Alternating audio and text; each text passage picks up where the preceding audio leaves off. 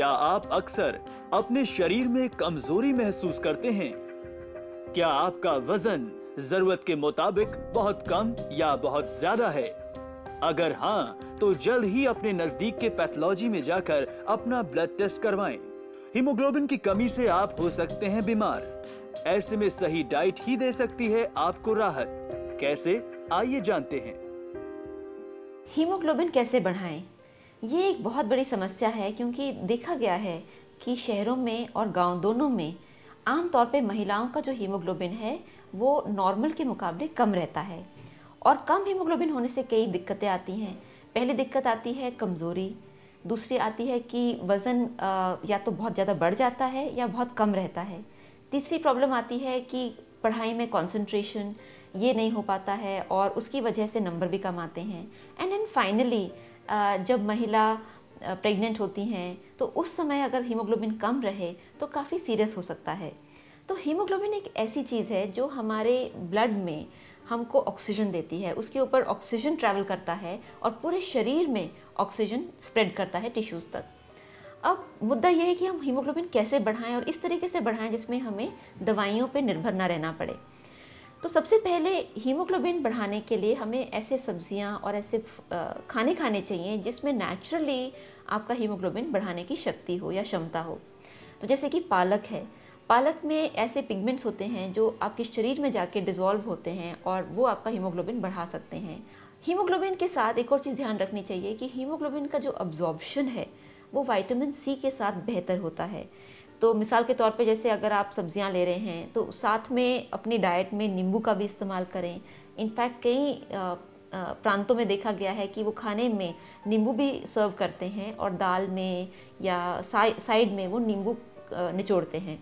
तो नींबू में विटामिन सी होता है जो आपके हीमोग्लोबिन को अब्जॉर्ब करने में, आयरन को अब्जॉर्ब करने में आपकी मदद करता है।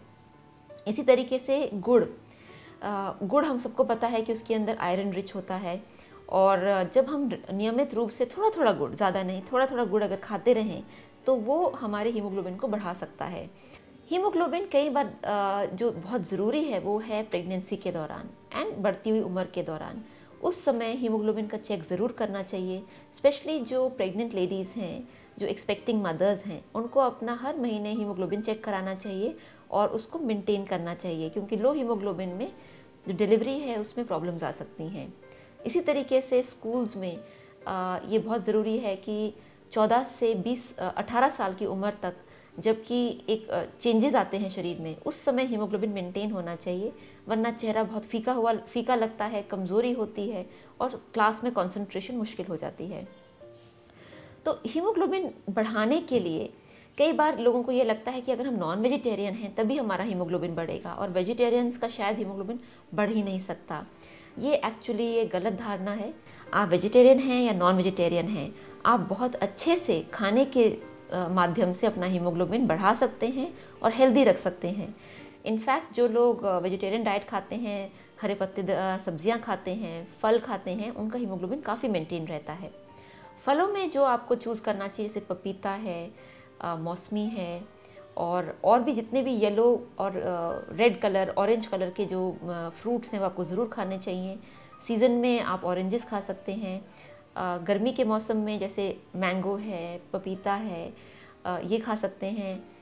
अगर कोई बीमार भी हो तो उसको भी अनार देते हैं क्योंकि उससे भी हीमोग्लोबिन बढ़ता है। तो फ्रूट्स, हरी सब्जियां, गुड़, चना, कमल ककड़ी, अगर ये सब आप अपनी डाइट में कंज्यूम करेंगे और लिवर को हेल्दी रखेंगे तो आपका हीमोग्लोबिन भी बरकरार रहेगा, मेंटेन रहेगा और आपके चेहरे पे एक रौनक रहेगी।